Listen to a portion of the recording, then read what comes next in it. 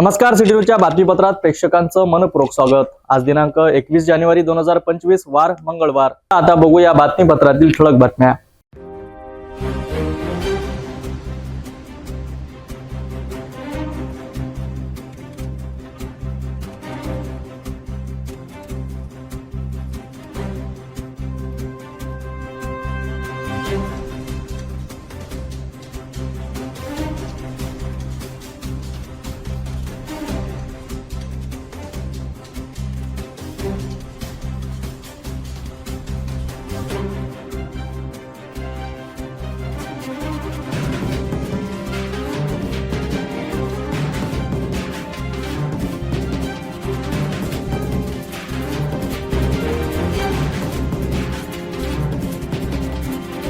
आपण ठळक बातम्या बघितला, आता घेऊया एक छोटासा ब्रेक। घर का सारा फर्नीचर दीमको और सीलन से बस 1 साल में खराब हो गया है, कोई बात नहीं। अब आपके घर की खूबसूरती बढ़ाने के लिए अम्बा मॉड्यूलर लाया है डेकोर प्लास्ट से निर्मित यूपीवीसी मटेरियल में घर के सभी फर्नीचर, वो भी जल रोधक, दीमक प्रूफ, गुणवत्ता पूर्ण, अग्निरोधी, पर्यावरण के अनुकूल, किफायती और 17 साल के वारंटी के साथ। मॉड्यूलर किचन, वार्डरोब, बेड, मंदिर, अलमारी, TV unit, study table, sliding अलमारी, ऑफिस फर्नीचर और अन्य सभी अब बनाइए आपके हिसाब से। फ्री विजिट और फर्नीचर डिजाइन के लिए आज ही विजिट करें अम्बा मॉड्यूलर, गोंड बाबा मंदिर के पास, MIDC से दस्तूर नगर रोड, अमरावती। डेकोर प्लास्ट के साथ एक कदम आगे। ब्रेक नंतर बघूया सविस्तर बातम्या। स्वच्छतेबाबतचा हा गोंधळ आणि कचरा व्यवस्थापनातील हलगर्जीपणा मनपासाठी मोठा कलंक आहेत। आता तरी नागरिकांच्या तक्रारींना प्राधान्य दिले जाईल का, याकडे सर्वांचे लक्ष लागले आहेत। आपल्या परिसरातील स्वच्छतेबाबत काही समस्या असल्यास आमच्या सिटी न्यूजशी संपर्क करावा। तपोवन आणि योगीराज नगर मधील नागरिकांच्या मते त्यांच्या भागात कचरा उचलण्यासाठी घंटा गाडी येत आहे, मात्र QR कोड स्कॅन करणारा व्यक्ती रोज येऊन कचऱ्याच्या गाड्या न आल्याचे खोटे दाखवून स्कॅनिंग करून निघून जातो। ही बाब स्वच्छतेच्या कागदोपत्री कामांवर प्रश्नचिन्ह निर्माण करते। तपोवन मधील गोदावरी हाऊसिंग सोसायटीतील नागरिकांनी सांगितले की रोजच्या दिनचर्येत घरातील कचरा थैलीत भरून बाहेर जाणे त्यांना भाग पडते। प्रशासनाकडे वारंवार तक्रारी करूनही परिस्थितीत बदल झालेला नाही। शहरातील नागरिकांचा आरोप आहे की कागदोपत्री कामं पूर्ण दाखवून अधिकारी आणि ठेकेदार लाखो रुपयांची बिल उचलत आहेत। या हलगर्जीपणामुळे शहर घाणीने व्यापले आहे। महास्कॅन प्रकल्पामध्ये एक मोठा घोटाळा समोर आला आहे, जिथे कचरा व्यवस्थापनासाठी स्कॅन चोरी उघडकीस आली आहे। नियमाप्रमाणे कचऱ्याच्या गाडीसोबत स्कॅनिंग केले जाणे आवश्यक आहे, पण प्रत्यक्षात नियमांची पायमल्ली होताना दिसत आहेत। एक व्यक्ती 2 व्हीलर घेऊन रोज वस्तीत फिरत होता आणि घरोघरी जाऊन स्कॅन करत होता। नियमानुसार कचऱ्याची गाडी जिथे जाते तिथे स्कॅन करणे बंधनकारक आहे, मात्र या व्यक्तीने 250 घरे जलद गतीने स्कॅन करण्याचा उद्देश ठेवला होता। त्यासाठी तो दिवसाला 200 रुपये मानधनावर काम करीत होता। असा दावा आहे की आज संबंधित व्यक्तीला रंगे हात पकडण्यात आले आहेत, ज्यामुळे हा प्रकार समोर आला आहे। असे दिसते की याच्या व्यक्तिगत फायद्यासाठी नियमाकडे दुर्लक्ष केले जात आहेत। परिणाम व पुढील कारवाई या प्रकरणामुळे स्थानिक प्रशासनाची भूमिका संशयास्पद ठरली आहे। नियमांचे उल्लंघन करणाऱ्या अशा प्रकारावर तातडीने कठोर कारवाईची मागणी होत आहे। महास्कॅन घोटाळ्याच्या या घटनेने कचरा व्यवस्थापन प्रक्रियेमध्ये पारदर्शकतेचा अभाव दाखविला आहे। यावर सखोल चौकशी करून दोषीवर कारवाई होणे गरजेचे आहे। महानगरपालिकेच्या स्कॅन संबंधित नियमांचा भंग करत 2 व्हीलरवरून वस्त्यांमध्ये स्कॅन करणारा व्यक्तीचा मुद्दा गंभीर आहे। असे प्रकार सार्वजनिक नियमांच्या उल्लंघनात येतात आणि त्यामुळे भ्रष्टाचाराची शक्यता वाढते।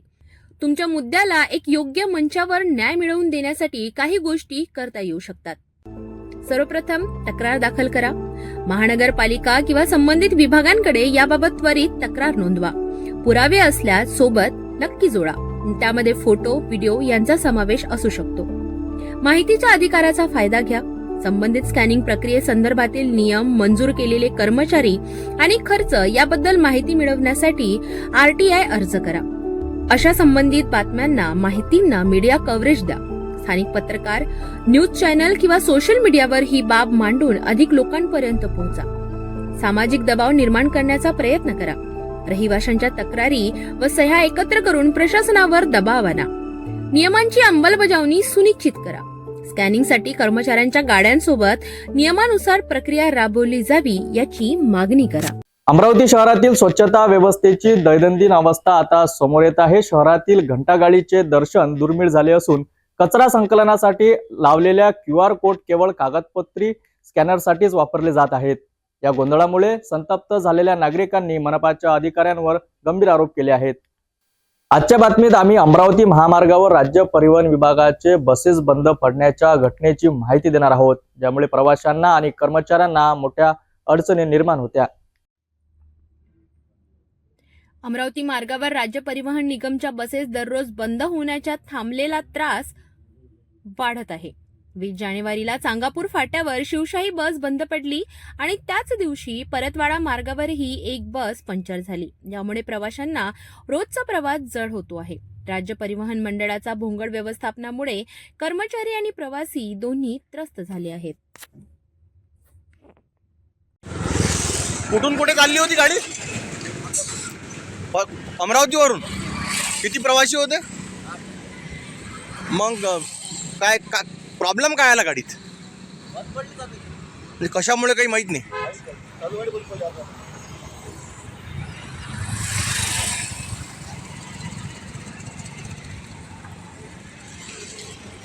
आपण या ठिकाणी अमरावतीवरून अकोट जाणारी शिवशाही बस ज्यामध्ये प्रवासी होते आणि ती अचानक बंद पडली. राज्य परिवहन विभागाच्या भंगार गाड्या यामध्ये प्रवास करणारे यात्री यांचा जीव सुरक्षित तर नाही, परंतु या गाड्या कुठे बंद होतील हे सांगता येत नाही. चांगापूर फाट्यावर आपण बघत असणार शिवशाही उभी आहे. यामधले प्रवासी जे आहे ते दुसऱ्या गाडीमध्ये भरून पाठवण्यात आलेले आहे. यामध्ये एकूण 8 प्रवासी होते, त्यांना दुसऱ्या गाडीमध्ये बसून पाठवण्यात आलं आहे. आणि ही गाडी ज्याच्यामध्ये करण गेलेलं आहे, शिवशाही ही एअर कंडिशन गाडी आहे, तरीसुद्धा बंद पडली आहे. समोर आपण बघत असणार अजून एक गाडी तुम्हाला दिसत असणार.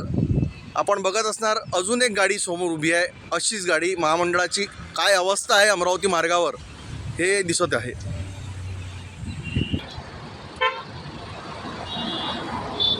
रापनी राज्य परिवहन निगम या महामंडळाच्या बसेस रस्त्यावर बंद पडतात. आता परतवाडापासून अमरावती जाणारी ही बस ही सुद्धा इथे बंद पडलेली आहे. MH20 BL 1304 ही गाडी सुद्धा बंद आहे. आपण बघत असणार इथे याला सुद्धा रिपेअरिंग करण्यासाठी इथे लोक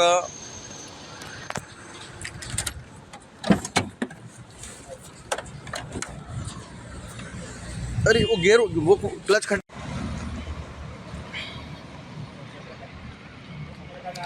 कुठं जाणार? कुठून आली गाडी? कुठं जाणार होती?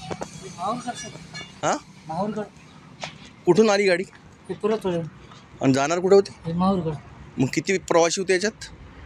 होते सर सीटलीवर पूर्ण म्हणजे 50 प्रवासी होते, 40-50. तर मग अचानक कशी बंद पडली? काय झालं? टायर पंक्चर मग हे निघताना टायर बघत नाही का आपण की महामंडळवाले तुम्हाला देत नाही आहे सुविधा वगैरे? नाही असं नाही सर.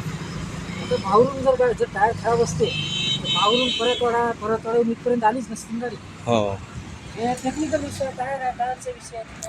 आता इथे टायर पंक्चर झालेला आहे अशी माहिती देण्यात येत आहे. टायर रिपेअरिंग करण्यासाठी इथे मेहनत सुरू आहे. अजून प्रवासी आहे का गाडीत? नाही, बसून दिले. हे दिसत आहे एक. नाही, ते एक लांबचा टायर माहूरचा आहे. अच्छा, ठीक आहे. MH20 1304 नंबरची ही गाडी माहूर चालली होती. परतवाडा ते माहूर जाणारी ही गाडी जी पंक्चर झाली आहे. आणि एक गाडी तुम्हाला दाखवली आहे रस्त्यावर, ती अकोटला जाणारी गाडी इथे बंद पडली आहे. एकूणच ही अवस्था. असेच घडत राहिल्यास प्रवाशांच्या सुरक्षेसाठी आणि सुविधा सुधारण्यासाठी राज्य परिवहन विभागाला कठोर उपाययोजना करावी लागणार आहेत. आम्ही तुमच्यासोबत या प्रकरणावर अधिक तपशील देत राहू. दर्यापूर पोलीस स्टेशनच्या हद्दीत एका 6 वर्षीय चिमुकलीवर झालेल्या अमानुष अत्याचाराने समाजाला हादरवले आहेत. पण या दुर्दैवी घटनेनंतर जिल्हा सामान्य रुग्णालयात तिच्या उपचारात झालेल्या हलगर्जीपणामुळे पुन्हा एकदा आरोग्य व्यवस्थेचे भीषण सत्य उघडकले आहेत. या प्रकरणाला भीम ब्रिगेड संघटनेने आवाज दिला असून आता या घटनेने मोठा वळण घेतले आहेत. पाहूया संपूर्ण वृत्त. 18 जानेवारी रोजी अत्याचारग्रस्त 6 वर्षांच्या चिमुकलीला दर्यापूर पोलीस स्टेशन हद्दीतून जिल्हा सामान्य रुग्णालयात उपचारासाठी दाखल करण्यात आले.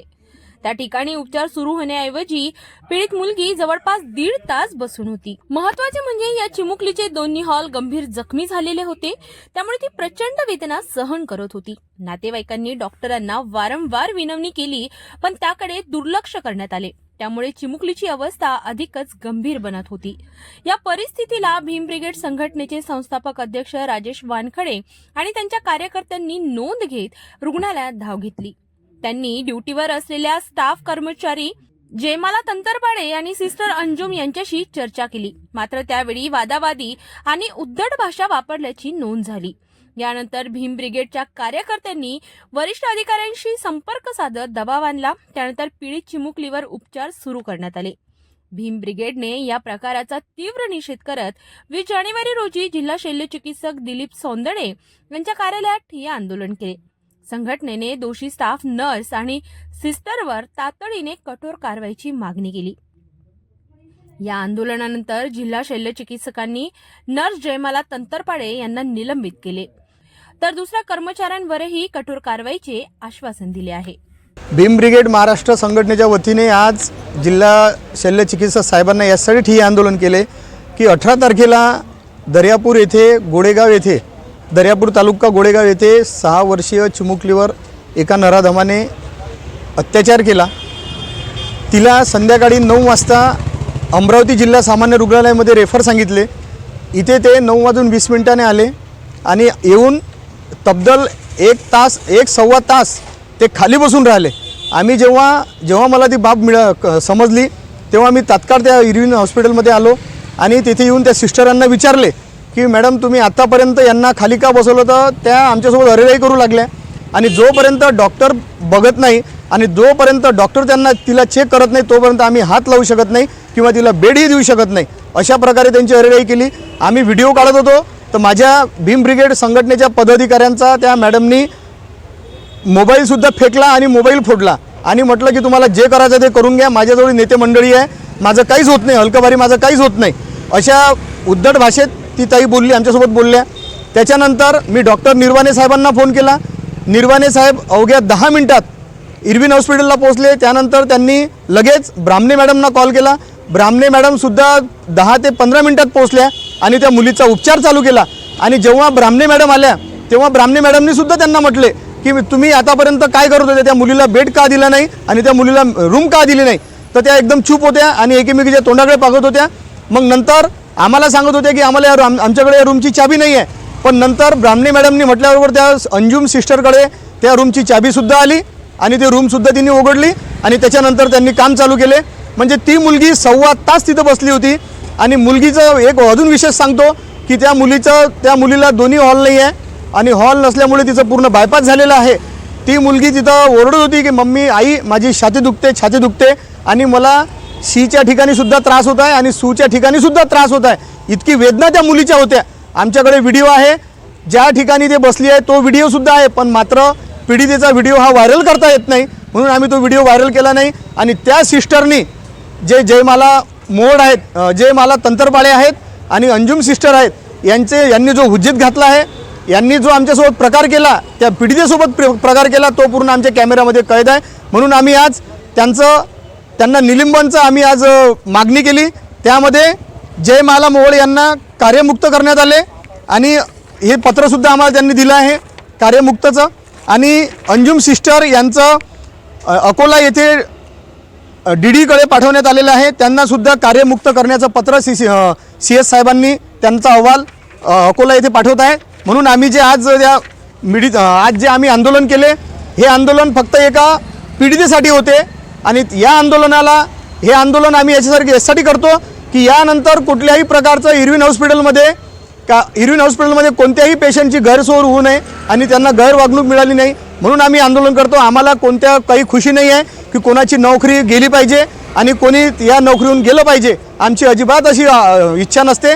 पण मात्र तिथला जो प्रकार पाहिला आपण, तिथला खोटे सही शिक्के मारणं चालू आहे, ते प्रमाणपत्र देणं आहे, त्याच्यावर सुद्धा आतापर्यंत CS साहेबांनी कोणतं पत्र काढलं नाही. आता आम्ही त्यांना तोही विषय घेतला की त्याच्यावर लगेच पत्र काढा आणि सिटी कोतवाली त्यांना पण द्या की जेणेकरून तिथं जे खोटे सिक्के मारून सह्या करून जे प्रमाणपत्र देतात त्यांना सुद्धा अटक झाली पाहिजे. ही घटना फक्त त्या चिमुकलीच्या वेदनांचीच नाही तर आपल्या आरोग्य व्यवस्थेतील दुर्लक्ष आणि हलगर्जीपणाची आहेत. या प्रकरणावर भविष्यात काय कारवाई होते हे पाहणे महत्त्वाचे ठरेल आहे.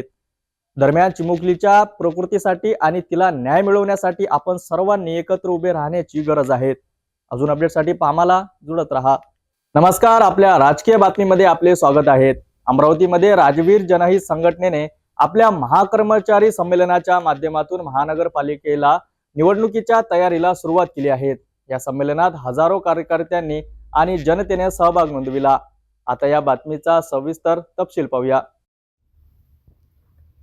अलीकडेच अमरावतीच्या युसुफ हॉलमध्ये राजवीर जनहित संघटनेचे महाकर्मचारी संमेलन मोठ्या उत्साहात पार पडले. या कार्यक्रमाचे अध्यक्षस्थान संघटनेचे संस्थापक अध्यक्ष रहमत खान उर्फ रफ्फू पत्रकार यांनी भूषवले. या संमेलनामध्ये मुस्लिम बहुल पश्चिम भागातील जनतेने आमदार सुलभा खोडके यांना विधानसभा निवडणुकीत जिंकून देण्यासाठी आपले आभार व्यक्त केले.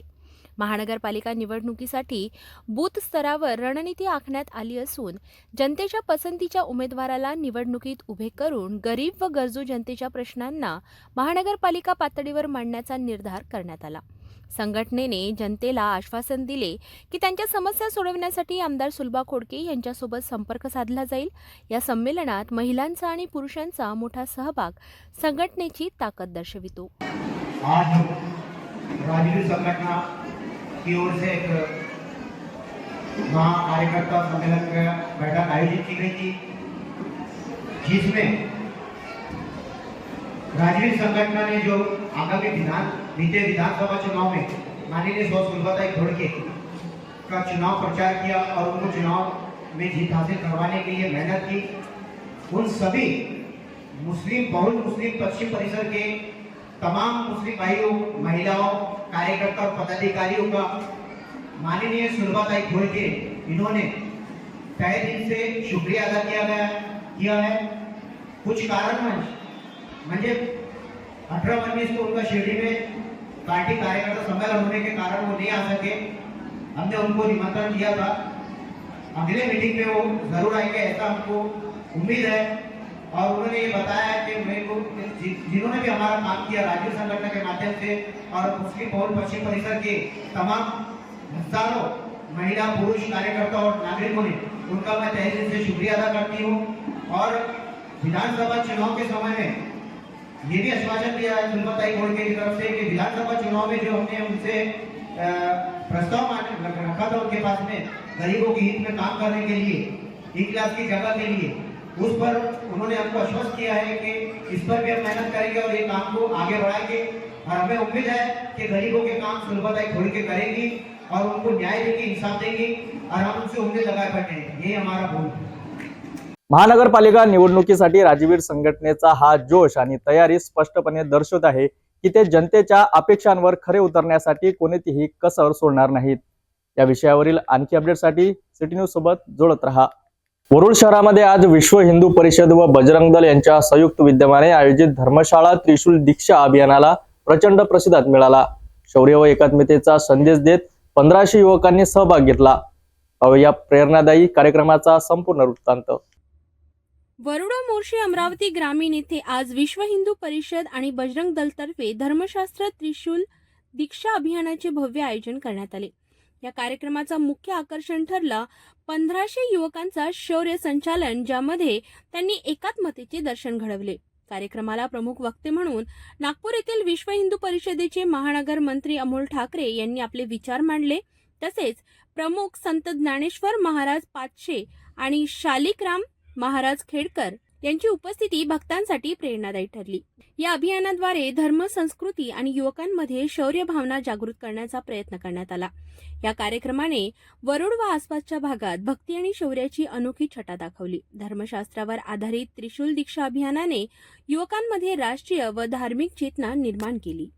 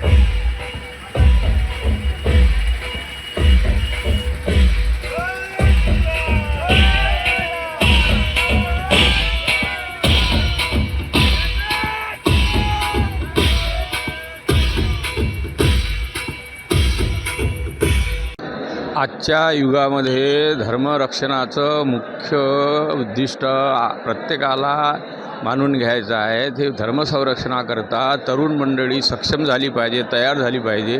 शास्त्र आणि शस्त्र या दोघांचंही शिक्षण प्रत्येक तरुणाला असलं पाहिजे, म्हणजे तो आपल्या स्वतःचं धर्माचं रक्षण करू शकेल. त्याकरता हा बजरंग दलाने विश्व हिंदू परिषदेने आयोजित केलेला हा त्रिशूल दीक्षेचा कार्यक्रम आहे.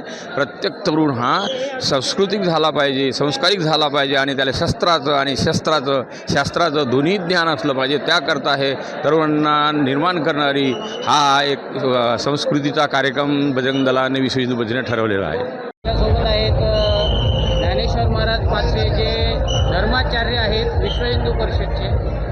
बाबा, मला सांगा, आज हा त्रिशूल दीक्षांत समारंभ या वरुड शहरामध्ये पार पडत आहे आणि धर्म रक्षती रक्षता असं म्हणतात. धर्मासाठी हे युवा वर्ग तयार होणे आणि त्यांना त्रिशूल दीक्षा देणे, एक धर्माचं शस्त्र त्रिशूल ही दीक्षा देणे, तर आपल्याला काय वाटतं? हे अत्यंत महत्त्वाचे आहे आणि आज याची आवश्यकता आहे. आज आपल्या या देशामध्ये ज्या काही अराजक शक्तींचा जो उद्रेक निर्माण होऊन राहिलेला आहे, त्याला आजची युवा पिढी हे म्हणजे शहरातल्या पाणटेल्या टपरीवर इकडे तिकडे फिरल्यापेक्षा याच्यामध्ये त्यांना तयार करून सक्षम करणं, हे विश्व हिंदू परिषद बजरंग दल या वरुड शाखेनं हे फारच म्हणजे फार मोठं काम केलं आहे. अविस्मरणीय प्रसंग मला आज पाहण्यात आला आहे. नवीन पिढीला चालना भेटते, हे महत्त्वाचं आहे. या वंदनीय राष्ट्रसंत श्री तुकडोजी महाराज यांनी एका भजनामध्ये म्हटलेलं आहे की विश्व हिंदू परिषद में सारे हिंदुओं का मान करे और आओ सब मिल साथ करे और भारत का कल्याण करे. या युक्तीप्रमाणे न्यायानं भारताचं जर कल्याण करायचं असेल तर आज सकल युवकांनी एकत्रित येऊन धर्माचं काम हाती घ्यायला हवं. त्यामुळे हे आपण आज या ठिकाणी वरुड प्रखंड, मोर्शी प्रखंडाच्या वतीनं शौर्य संचलन यात्रा या ठिकाणी केली. महाराज असं म्हणतात, अग्नी भडकला युद्धाचा, तू आडशी होऊन बसे तरुण असूनही रक्त न उसळे नवजवान तुझं मना कसे. म्हणून आज खरी गरज धर्माला जर टिकवून ठेवायचं असेल तर आपले युवक हे सक्षम असले पाहिजे. म्हणून युवकांनी या धर्माचं काम हाती घ्यायला हवं. धर्म नहीं कहता किसी के घर लुटो बर्बाद करो, धर्म नहीं कहता किसी की बहू बेटी पर नज़र रखो, ये जो बातें भूल गए हम फेर फेर दोहराएंगे, घर घर में आबादी देकर राम राज्य कहलाएंगे. म्हणून दादांनी सांगितल्याप्रमाणे आता आमचं युवकांच्या माध्यमातून आम्ही एवढं मोठं धोरण विश्व हिंदू परिषदेच्या माध्यमातून, बजरंग दलाच्या माध्यमातून उभं करतो आहे की पुढे आता जेमतेम अयोध्या नगरी झाली, यानंतर ज्ञानवापी काशी विश्वनाथ आणि मथुरेची श्रीकृष्ण जन्मभूमी हे लवकरच आपल्या इथे झाल्याशिवाय राहणार नाही, यामध्ये तीळ मात्रही शंका नाही. सकल संतांना असा विचार आहे. धन्यवाद. आज वरुड प्रखंडाचा बजरंग दलाचा धर्मदीक्षा कार्यक्रम, धर्मशस्त्र दीक्षा कार्यक्रम होता आहे. आम्ही पूर्ण भारतात हा जो जानेवारी महिना आहे, हा जानेवारी महिन्यामध्ये संपूर्ण भारतात प्रत्येक प्रखंडामध्ये हिंदू तरुणांना धर्मशस्त्र दीक्षा कार्यक्रम देतो आहे. आणि तुम्ही बघितलं आहे इथं राष्ट्रयज्ञ पण सुरू आहे. जेवढेही हे तरुण आलेले आहे, एक साधारणतः 1,500 तरुण ह्या प्रखंडातले हे राष्ट्रधर्म, देशसेवा, राष्ट्रसेवेसाठी इथं आलेले आहे. ह्या तरुणांच्या हाताने देशसेवा घडावी आणि राष्ट्रसेवा घडावी. तसंच राम मंदिर पूर्ण झालेलं आहे. आता जे आमचं लक्ष आहे ते आहे काशी विश्वनाथ आणि त्यानंतर मथुरा जन्मभूमी मुक्त करणे. त्यासाठी भारतामध्ये एक साधारणतः 3 करोड असे बजरंग दलाचे धर्मरक्षा कार्यक्रमाच्या माध्यमातून हिंदू तरुण उभे करणे हे एक लक्ष्य आहे. त्याचप्रमाणे लव जिहाद आणि गौहत्या ज्या मोठ्या प्रमाणात भारतात होत आहे, ते थांबवण्यासाठी ह्या मुलांचं, ह्या सर्व कार्यकर्त्यांचं एक राष्ट्रयज्ञ आपण इथं घेतो आहे. त्या निमित्तानं इथे सर्व आज 1,500 बजरंग दलाचे कार्यकर्ते आले आहे. त्यांनी इथे दीक्षा घेतलेली आहे. मी त्यांचं मनपूर्वक अभिनंदन करतो आणि पुढच्या वाटचालीला लव जिहाद आणि गौहत्या आपल्या ह्या वरुडमधून पूर्ण मुक्त करणे हे आमचे एक मात्र लक्ष्य राहील. तर वरुडमधील धर्मशास्त्र त्रिशूल दिशा अभियानाने युवकांना नवीन दिशा आणि प्रेरणा दिली आहेत. कार्यक्रमात दाखविलेल्या शौर्य संचलनाने एकात्मतेचा संदेश दिला आणि सामाजिक बांधिलकीची भावना अधिक बळकट केली आहेत. अशाच प्रेरणादायी घटनांची पाहत राहा आपले आवडते न्यूज चॅनल सिटी न्यूज. प्रश्नचिन्ह आदिवासी आश्रम शाळेमध्ये राज्यस्तरीय बाल साहित्य संमेलनाचा शुभारंभ मोठ्या थाटात होणार आहे. सुप्रसिद्ध अभिनेते मकरंद अनासपुरे यांच्या हस्ते उद्घाटन होईल, तर संमेलनाध्यक्ष म्हणून अनंत राऊत यांची निवड झाली आहे. या 2 दिवसीय सोहळ्यात फासेपारधी समाजातील मुलांच्या साहित्य कलेला संधी मिळणार आहेत. राज्यातील शाळांतील विद्यार्थी त्यांच्या साहित्यकृती सादर करतील, ज्यामध्ये कविता, कथा व इतर साहित्य प्रकारचा समावेश असेल. संस्थापक मतीन भोसले यांनी संमेलनाचा आनंद घेण्यासाठी सर्वांना उपस्थित राहण्याचे आवाहन केले आहे. मी मतीन शंकरराव भोसले, प्रश्नचिन्ह अनाथ बेसहारा मुलांचा त्या प्रकल्पामधला संचालक आणि माझ्यासोबत आलेले माझे पदाधिकारी. या बालसाहित्य संमेलनामध्ये 23 आणि 24 जानेवारीला आम्ही बालकांचा विकास व्हावा, लहान मुलांच्या प्रगतिशील वातावरण निर्माण व्हावा, यासाठी हे बालसाहित्य संमेलन आम्ही भरवलेलं आहे.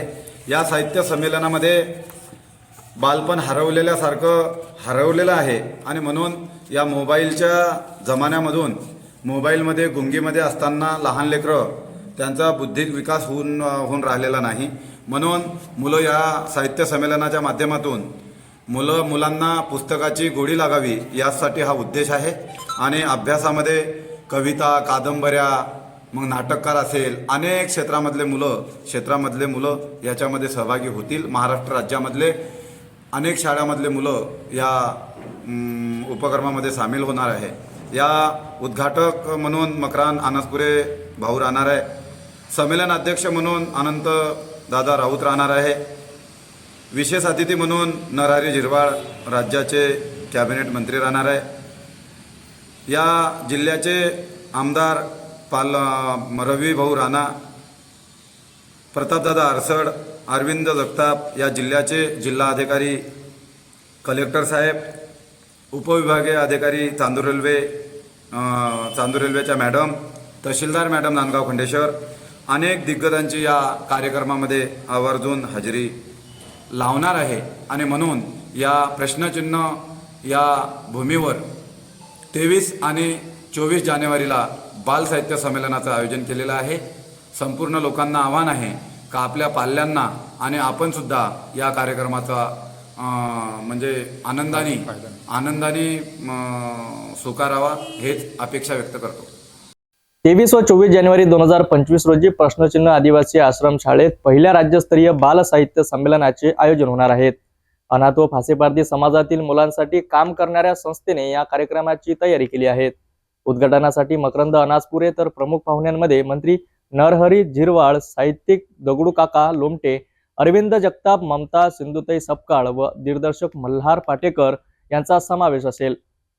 राज्यभरातील बाल साहित्यकारांसाठी प्रेरणादायी असलेला हा कार्यक्रम नक्कीच साहित्यप्रेमींना नवीन दिशा व संधी देईल.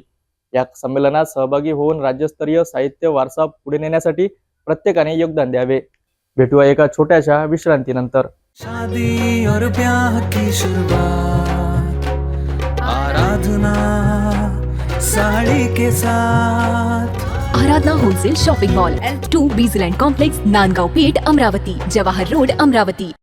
विश्रांतीनंतर पुन्हा आपले स्वागत. नमस्कार, आपण पाहता सिटी न्यूज. आपल्याला देत आहे महत्त्वाच्या घडामोडीचं थेट अपडेट. अजनी पोलीस स्टेशनच्या तपास पथकाने एका MD ड्रग्सच्या सप्लायरला ताब्यात घेतले आहेत. संशयास्पद माहिती मिळाल्यानंतर पोलिसांनी तात्काळ कारवाई केली आणि एका व्यक्तीला अटक केली आहे. त्यांच्याकडून MD ड्रग्ससह दुचाकी जप्त करण्यात आली आहेत. अजनी पोलीस स्टेशनच्या तपास पथकाला अज्ञात व्यक्तीच्या माध्यमातून माहिती मिळाली होती की एक व्यक्ती मेडिकल परिसरात MD ड्रग्सचा सप्लाय करण्यासाठी येत आहे. या माहितीच्या आधारे पोलिसांनी तात्काळ कारवाई सुरू केली. तपास पथकाने आपल्या वरिष्ठांना माहिती दिली आणि संबंधित ठिकाणी पोहोचून संशयित व्यक्तीला ताब्यात घेतले. त्याच्याकडून MD ड्रग्स आणि दुचाकी जप्त करण्यात आली. पोलीस निरीक्षक नितीन चंद्र S राजकुमार यांच्या नेतृत्वात ही कारवाई केली गेली असून आरोपी विरुद्ध पुढील तपास सुरू आहे. आमच्या तपास पथकाचे अंकित अंबे पवार यांना माहिती मिळाली की एक पिवळा टी-शर्ट घातलेला व्यक्ती मेडिकल परिसरात MD विकायला येत आहे. अशा माहितीवरून सदरबाबतची माहिती माननीय ACP साहेब, माननीय DCP साहेब, त्याच्यानंतर साऊथ रिजन सर, माननीय CP सर, या सर्वांना आम्ही माहिती देण्यात आली. माहिती दिल्यावर सर्व NDPS तरतुदींचे पालन करून स्टेशनरी नोंद करून तपास पथक, पंच, फोटोग्राफर सगळे मेडिकल परिसरात रवाना झाले. मेडिकल परिसरात रवाना झाल्यावर काही वेळातच असा पिवळा टी शर्ट घातलेला व्यक्ती तिथे आला आणि आल्यावर मग आमचा जो सापळा रचलेला होता त्यानुसार त्याला पकडण्यात आले. तर पकडल्यावर त्याची जेव्हा झडती घेण्यात आली तर त्यामध्ये त्याच्याकडे 4.153 ग्राम्स MD मिळाली झिपलॉक पन्नीमध्ये आणि त्या अनुषंगाने ती MD मिळाल्याने त्याला तात्काळ ताब्यात घेण्यात आला आणि त्याच्यासोबत एक मोबाईल आणि एक ॲक्टिवा मोपेड पांढऱ्या रंगाची असा एकूण 78,000चा मुद्देमाल प्राप्त झालेला आहे. आणि पोलीस स्टेशनला येऊन तपास पथकाचे अंकित अंबे पवार, त्याच्यानंतर मनीष फलमे आणि बाकीचे जे अंमलदार आहेत त्यांनी रोशन वाडी बसमे या लोकांनी सर्वांनी या कारवाईला अंजाम दिला आणि अपराध क्रमांक 37/25 कलम 8 क आणि 22 ब अन्वये NDPS ऍक्ट अन्वये गुन्हा नोंद करण्यात आला. विश्राम सुटे हा राहणार रामबाग हा आरोपी या गुन्ह्यात अटक करण्यात आलेला आहे. त्याच्यावर यापूर्वीचा सुद्धा एक गुन्हा दाखल आहे. अशा प्रकारे अजनी पोलिसांनी केलेली ही महत्त्वाची कारवाई समाजासाठी एक मोठा संदेश देणारी आहे. पोलिसांनी कडक कारवाई करून ड्रग्सच्या विक्रीवर नियंत्रण ठेवण्याचा ठराव घेतला आहे. पुढील तपास आणि घडामोडीवर आपली नजर असेल यासाठी सिटी न्यूज सोबत जोडत रहा. आज आपल्या समोर एक खूप धक्कादायक आणि गंभीर घटना आहे जी इंटरनेटवरून एका साधा कस्टमर केअरचा नंबर घेण्याच्या प्रयत्नामुळे घडली आहे. एम्स मधील महिला डॉक्टरला सायबर गुन्हेगारांनी 13,75,000 रुपयाचा गंडा घालण्यात यश मिळवले आहेत. कशा प्रकारे हा घोटाळा घडला, चला या घटनेचा तपशील पाहूया. नागपूरमधील बेलतरोडी पोलीस ठाण्याच्या हद्दीत 26 डिसेंबर 2024 रोजी एक अत्यंत चिंताजनक सायबर फसवणुकीचा प्रकार उघडकीस आला आहे. या प्रकरणातील पीडित व्यक्ती म्हणजेच एम्समध्ये कार्यरत एक महिला डॉक्टर. तिचे पती देखील डॉक्टर असून त्यांनी राहणी शहराच्या बाह्य भागातील एका शांत परिसरात आहे. 8 लाख रुपयांचे फिक्स डिपॉझिट ठेवण्याच्या उद्देशाने या महिला डॉक्टरांनी 26 डिसेंबरला स्टेट बँक ऑफ इंडिया शाखेत भेट दिली. पण काही तांत्रिक समस्यांमुळे तिच्या फिक्स डिपॉझिटशी संबंधित कामात अडचण निर्माण झाली. त्यानंतर बँकेच्या कस्टमर केअरची माहिती मिळवण्यासाठी तिने गुगलवर शोध घेतला. त्यानंतर तिला 9062659503 हा एक टोल फ्री क्रमांक मिळाला जो समोरच्या व्यक्तीने बँक मिहान शाखेतून बोलत असल्याचे सांगितले. त्या व्यक्तीने डॉक्टरला युनो ॲपद्वारे काही सहाय्य करण्याचे आश्वासन दिले. काही वेळातच त्यांनी व्हॉट्सअपवर एक APK फाईल पाठवली आणि डॉक्टरने त्या फाईलवर क्लिक केला. या क्लिकमुळे डॉक्टरचा मोबाईल हॅक झाला आणि त्या व्यक्तीला मोबाईलवरील संपूर्ण नियंत्रण मिळाले. काही वेळातच डॉक्टरच्या बँक खात्यातून 10,90,299 रुपये वळवले गेले आणि त्यांच्या FD खात्यातून 2,84,000 रुपयांचे कर्ज घेतले गेले आणि त्यांच्या FD खात्यातून 2,84,00,000 रुपयांचे कर्ज घेतल्याचे समोर आले. हे सर्व घडल्यावर डॉक्टरने तातडीने बँकेला कळवले आणि पतीला माहिती दिली. यावरून तो सायबर गुन्हा समोर आला. या प्रकरणावर बेलतरोडी पोलीस ठाण्यात गुन्हा दाखल करण्यात आला आहे.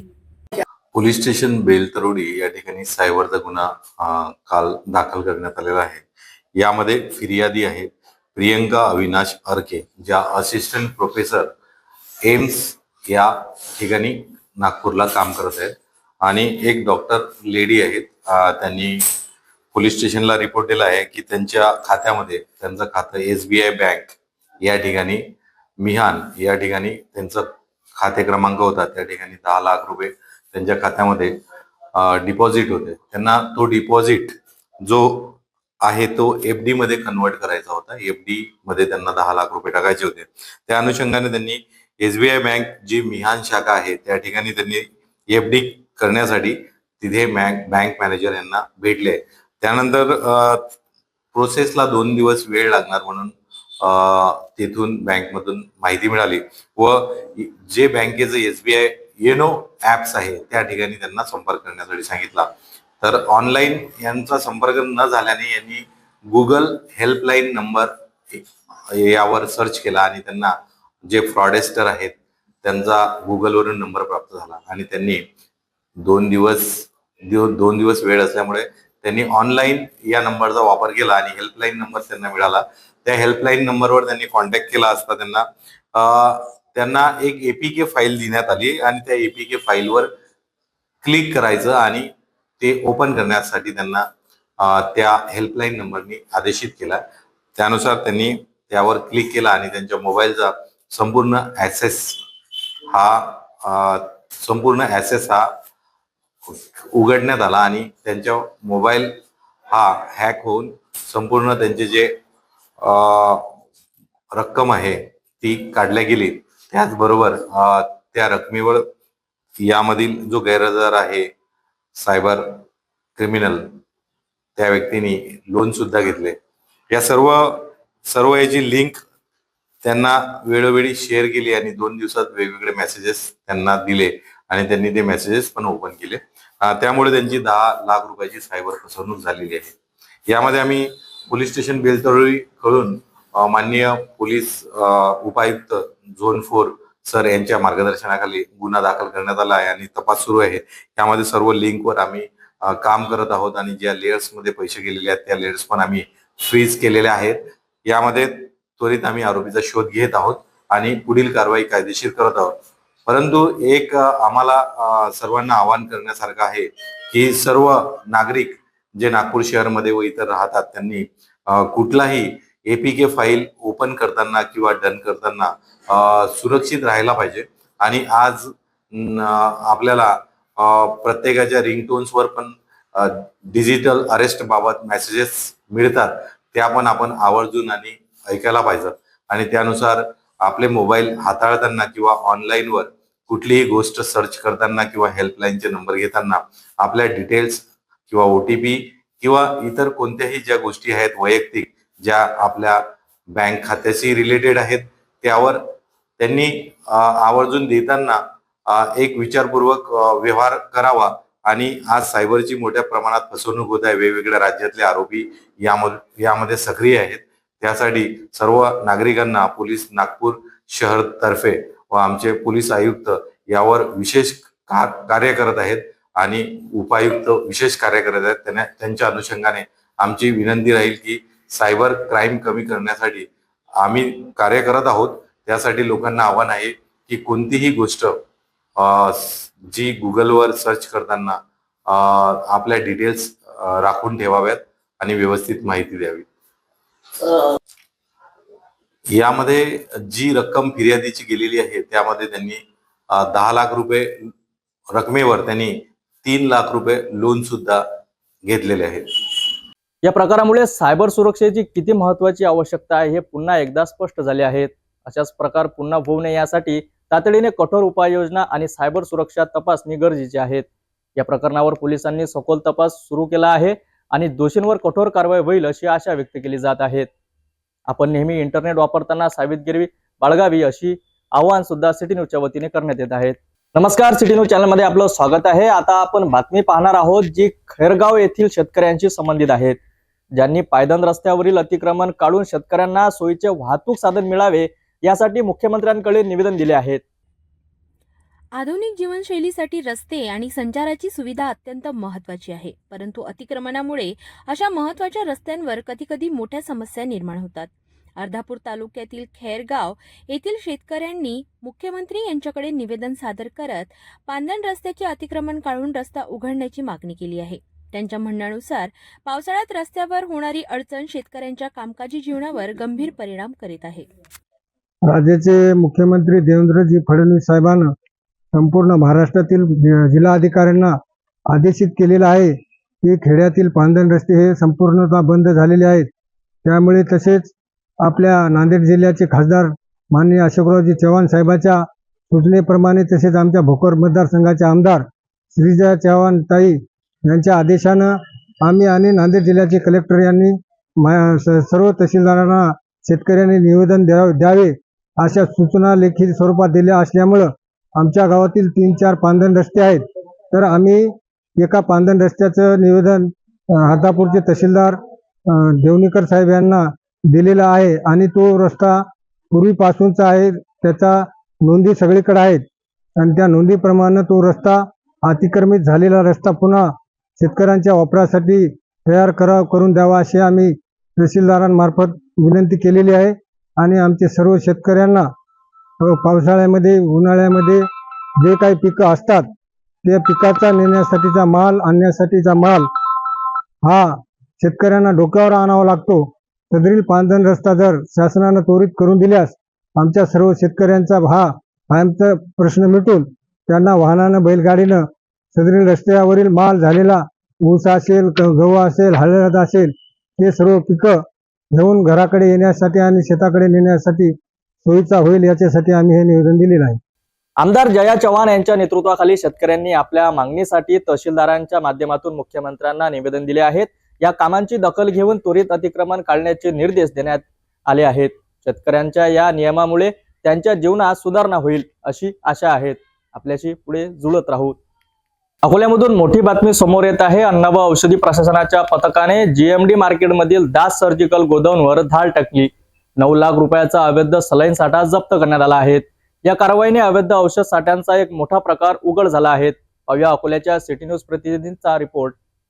अन्न व औषध प्रशासनाच्या अधिकाऱ्यांना मिळालेल्या गुप्त माहितीच्या आधारे अकोल्यातील सिव्हिल लाईन्स रोडवरील जीएमडी मार्केटमधील दास सर्जिकल या प्रतिष्ठानच्या गोदामाची तपासणी करण्यात आली आहे. या तपासणीत 1000 सलाईन्स बॉक्सचा मोठा साठा सापडलाय.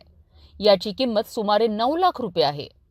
विशेष म्हणजे या सलाईन बॉक्सपैकी बहुतांश सलाईन एप्रिल 2025 मध्ये एक्सपायर होणार आहे. दास सर्जिकलकडे या साठ्याची अधिकृत परवानगी नव्हती. गोदाम विनापरवाना चालवण्यात येत होते. या प्रकरणी अन्न व औषध प्रशासन विभागाचे सहाय्यक आयुक्त मनीष गोतमारे यांनी सांगितले की कारवाई पूर्ण होईपर्यंत गोदाम सील करण्यात आले असून पुढील कायदेशीर प्रक्रिया सुरू आहे. आम्हाला गोपनीय माहिती मिळाली की दास सर्जिकल ही पेढी विना परवाना औषधी साठा सापडा करत आहे. त्यानुसार आम्ही त्यांचं गोडाऊन आहे अनऑथराईज तिथे ते स्टॉक केलं अशी एक माहिती मिळाली. त्यानुसार आम्ही आज इथे जप्त गाडीसाठी आलो आहे. मला जवळपास इथे 1000 बॉटल सलाईनच्या बॉटल मिळाल्या. त्या जवळपास अशा एक्सपायर होणाऱ्या होत्या. उदर चौथ्या महिन्यामध्ये 4/2025 त्याची एक्सपायरी. त्यामुळे आम्ही तो साठा जप्त केला. समोरची प्रक्रिया काय राहणार आहे? समोरची प्रक्रिया न्यायालयीन राहील. न्यायालयात खटला दाखवलेला त्याच्यात आमचे औषधी निरीक्षक गिरकी यांनी नमुना काढला आहे. त्या नमुना काढलेला आहे त्याच्या संदर्भातला आणि तो प्रयोगशाळेत तपासणीसाठी आम्ही पाठवणार. चाचणी अहवालानंतर मग खटला दाखल करण्यात येईल त्याच्यावर आणि सोबतच ॲडमिनिस्ट्रेटिव्ह ॲक्शन प्रशासकीय कारवाई त्याच्यावर. हा मुद्दा केवळ कायद्याच्या चौकटीचा नाही तर जनतेच्या आरोग्याशी देखील संबंधित आहेत. अवैध औषधी साठ्यांमुळे संभाव्य धोके टाळण्यासाठी प्रशासनाचे ही तत्पर कारवाई केली आहे. पुढील तपासात आणखी धक्कादायक तथ्य समोर येऊ शकतात. अशाच महत्त्वाच्या बातम्यांसाठी पाहत राहा सिटी न्यूज. फिर्यादी विशाल कैलास विरवानी यांच्या तक्रारीनुसार कवठा येथील बंद प्लास्टिक कंपनीत मोठी चोरी झाली होती. या घटनेतून प्लास्टिक साहित्य, लोखंडी मोटर वाहनांसह अनेक मौल्यवान वस्तू चोरीला गेल्या होत्या. गुन्हा दाखल होताच कोराडी पोलिसांनी तातडीने तपास सुरू केला. गुप्त माहितीच्या आधारे पोलिसांनी मुख्य आरोपी इक्बाल इब्राहिमला अटक केली. चौकशीतून उर्वरित आरोपींचा शोध घेत 8 जणांना वेगवेगळ्या ठिकाणांहून ताब्यात घेण्यात आले. यामध्ये महत्त्वाचे आरोपी कुदरत खान, अरबाज कादरी, जुनेद अन्सारी आणि रियाज अन्सारी यांचाही समावेश आहे. पोलिसांनी चोरीस गेलेल्या 2 चारचाकी वाहनांसह 970 प्लास्टिक वस्तू, लोखंडी मोटर, तांबे आणि इतर साहित्य हस्तगत केले आहे. नांदेड जिल्ह्यातील राजकीय वातावरण चांगलेच तापलेले आहे. शिवसेनेचे माजी उमेदवार आणि राज्य संघटक एकनाथ पवार यांच्या वक्तव्यामुळे शिवसेनेच्या पदाधिकाऱ्यांमध्ये तीव्र नाराजी दिसून येत आहेत. पवार यांनी शिवसेनेच्या नेत्यांवर दलालीचे गंभीर आरोप केले होते. यावर आता शिवसेनेच्या जिल्हा प्रमुखांनी कडाकून प्रत्युत्तर दिले आहेत. काल एकनाथ पवार यांनी शिवसेना पक्षाला सोड चिठ्ठी देत शिवसेना नेते विनायक राऊत, सुषमा अंधारे आणि संपर्क प्रमुख बबन थोरात यांच्यावर दलालीचे आरोप केले होते. या प्रकरणावर आज नांदेडमध्ये आयोजित पत्रकार परिषदेत शिवसेना जिल्हा प्रमुख बबन बारसे यांनी तीव्र नाराजी व्यक्त केली. त्यांनी स्पष्टपणे सांगितले की एका वर्षात पक्षाने पवार यांना भरभरून दिले असतानाही त्यांनी पक्षावर खोटे आरोप केले आहेत. यावर बोलताना बबन बारसे यांनी असेही सांगितले की पक्षविरोधात बोलणाऱ्यांना नांदेड जिल्ह्यात फिरू देणार नाही. त्यांच्या या विधानानंतर राजकीय वर्तुळात खळबळ उडाली आहे. याच पत्रकार परिषदेत जिल्हा प्रमुख भुजंग पाटील यांनीही पवारांच्या आरोपांवर तीव्र प्रतिक्रिया दिली. त्यांनी पक्षाची बाजू मांडताना सांगितले की एकनाथ पवार यांनी व्यक्तिगत फायद्यांसाठी पक्षाला बदनाम करण्याचा प्रयत्न केला आहे. काल महाराष्ट्र संघटक पदाचा जो राजीनामा दिला आणि उद्धव बाळासाहेब ठाकरे पक्षाचे नेते हे दलाल आहेत असं वक्तव्य केलं. त्या वक्तव्याबद्दल मी नांदेड जिल्हा शिवसेनेच्या वतीने जाहीर निषेध करतो आणि एकनाथ पवार यांनी जे वक्तव्य केलं ते अतिशय चुकीचं वक्तव्य केलं. अवघ्या एका वर्षामध्ये पक्षामध्ये येऊन त्याला पक्षाचं महाराष्ट्राचं संघटक पद दिलं, लोहा कंधार विधानसभेची उमेदवारी दिली आणि 2 नंबरचा उमेदवार तो झाला. अवघ्या काही मतानं 5-10 हजार मतांनं तो पराभूत झाला. हा पराभवाचं खापर तो जर शिवसेनेवर फोडत असेल तर नांदेड जिल्हा शिवसेना ही कदापि खपून घेणार नाही. यानंतर या एकनाथ पवारनी तर शिवसेना उद्धव बाळासाहेब ठाकरे यांच्याकडं बोलणं तर दूर राहिलं, नुसतं बोटही दाखवलं तर त्याचा समाचार चांगल्या प्रकारे घेण्यात येईल असं नांदेड जिल्हा शिवसेनेच्या वतीने त्याला आव्हान देतो.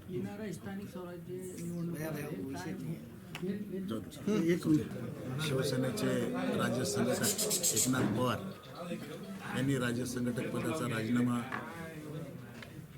उद्धवजीकडे पाठवलेला आहे आणि मागच्या विधानसभेमध्ये त्यांना शिवसेनेने उमेदवारी दिली. 71,000 मतं त्या मतदारसंघात त्यांना मिळाली. अवघ्या 10,000 ती जागा पडली.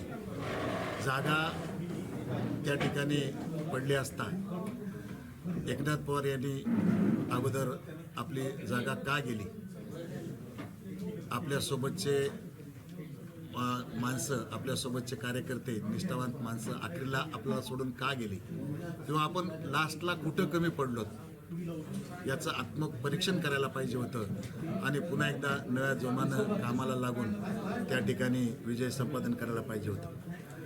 निवडणुकीमध्ये हार जीत होत असते. असं असताना श्री एकनाथ पवार हे पक्ष सोडून गेले. त्यांनी पक्ष सोडला तरी आमचा काही त्यांच्याबद्दल हरकत नाही, पण जातेवेळेस त्यांनी आमच्या काही नेत्यांना, त्यामध्ये विनायक राऊत साहेब असतील, आमचे संपर्क प्रमुख थोरात साहेब असतील, यांच्यावर आरोप केले आणि आरोपच नाही तर उद्धवजीची शिवसेना, उद्धव बाळासाहेब ठाकरे शिवसेना हे दलालांचा पक्ष आहे हे जर त्यांचं विधान आहे आम्हाला कुठेतरी जिव्हारी लागलं आहे. त्यामुळंच आज त्यांना सांगायचं आहे की ज्या 1 वर्षामध्ये पक्षाने तुम्हाला राज्य संघटक पद दिलं, महाराष्ट्रामध्ये ते पद घेऊन मिरवलात, तुमच्या मतदारसंघामध्ये तुम्ही जे जे कागदावर लिहिलं ते पदाधिकारी त्या ठिकाणी दिले. तुमच्या मतदारसंघात संजय राऊत साहेबांसारख्या माणसांनी सभा घेतल्या आणि आज केवळ स्वतःच्या जीवावर मला मतदान मिळालं हे त्यांना जर वाटत असेल तर हे त्यांची चूक आहे. हे मशाल निशाणीवर मतदान भेटलं, उद्धवजीच्या विचारावर मतदान भेटलेलं आहे आणि ते आज ते भरमात आहे की त्यांच्या स्वतःच्या जीवावर त्याला मतदान भेटलं. ते ठीक आहे, त्यांना जे काय वाटायचं त्यांनी वाटू द्या, पण आमच्या पक्षावर ते आरोप करून गेलेत त्याबद्दल मी आज त्यांचा तीव्र निषेध व्यक्त करतो. नांदेड जिल्ह्यातील राजकारणात सध्या मोठे वादळ उठले आहेत. एकनाथ पवार यांच्या वक्तव्याने आणि शिवसेनेच्या आक्रमक भूमिकेमुळे हा वाद आणखी चिघळण्याची शक्यता आहे. या प्रकरणी पुढील घडामोडींवर आम्ही लक्ष देत राहू. पाहत राहा सिटी न्यूज. जाता पुन्हा एकदा आजच्या ठळक बातम्या.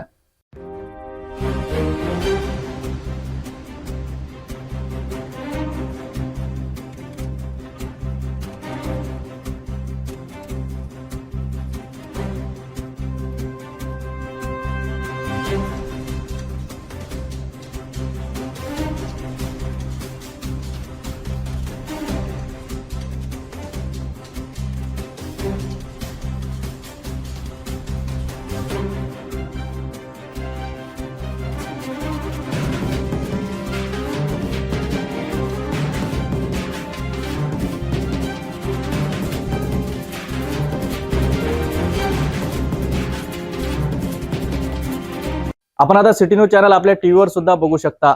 Next channel number 117, Jio channel number 872, JTPL channel number 73, RRC 899, Fastway channel number 256. आता अमरावती विदर्भानंतर महाराष्ट्राचे दर्शक घर बसल्या आपल्या केबल टीव्हीवर सिटी न्यूज बातमी पाहू शकाल. लवकरच आम्ही आपल्यापर्यंत पोहोचणार आहोत. जर आपल्या टीव्हीवर सिटी न्यूज चॅनल दिसत नसेल तर आपण आपल्या केबल ऑपरेटरशी संपर्क करावा. सिटी न्यूज केबलच्या व्यतिरिक्त यूट्यूब, फेसबुक, इंस्टाग्राम आणि ट्विटरवर सुद्धा न्यूज बघू शकता. याकरिता सोशल मीडिया अकाउंट सबस्क्राईब करा, फॉलो करा, लाईक करा. यूट्यूब अकाउंट सबस्क्राईब करण्याकरिता सबस्क्राईब बटनला क्लिक करा आणि बेल आयकॉन दाबायला विसरू नका, कारण सर्वात आधी समाचार आपल्यापर्यंत पोहोचणार आहेत. तसेच सिटी न्यूजचे फेसबुक पेज लाईक करा, इंस्टाग्राम आणि ट्विटर हँडल फॉलो करा. आपण व्हॉट्सअपवर सूचना देऊन सुद्धा न्यूज प्राप्त करू शकता. व्हॉट्सअप नंबर खाली स्क्रीनवर येत आहेत. हे बातमीपत्र एवढ्यावरच थांबूया. पुन्हा भेटूया नवीन घडामोडीसोबत. नमस्कार.